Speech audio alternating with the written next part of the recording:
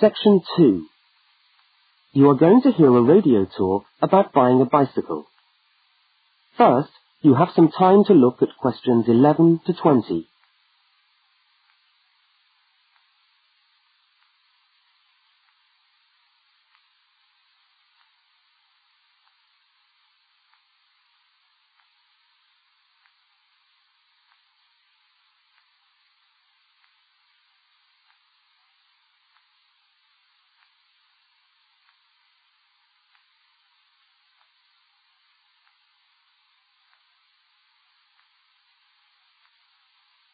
Now listen to the first part of the talk and complete the notes by filling in the numbered spaces 11 to 20.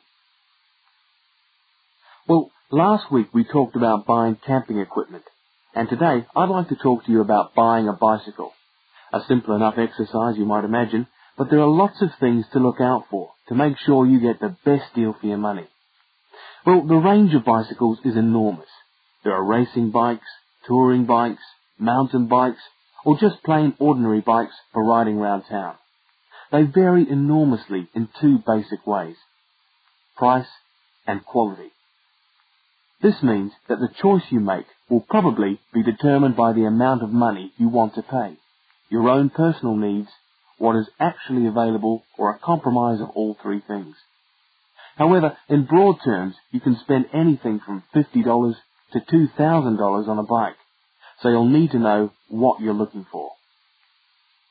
Single-speed cycles, that is bikes with no gears, are really only suited to short, casual rides. Their attraction is their simplicity and reliability. After years of neglect, they still manage to function, though not always too efficiently. If it's basic transport you're after, then you can't go wrong. Three-speed cycles, on the other hand, are all that is really necessary for most town riding, going to the shops and things like that. Like the single-speed bike, they're simple and reliable.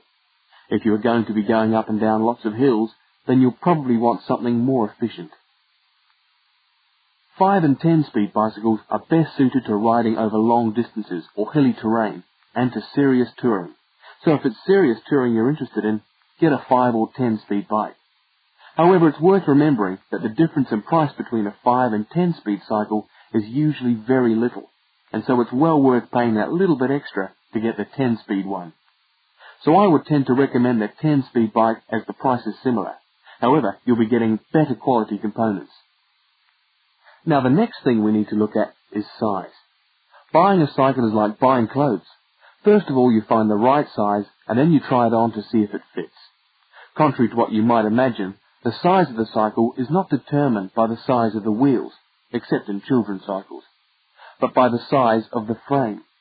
So you'll need to measure the length of your legs and arms to get a frame that is the right size for you.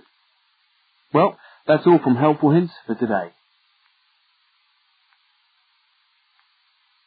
That is the end of Section 2. You now have half a minute to check your answers.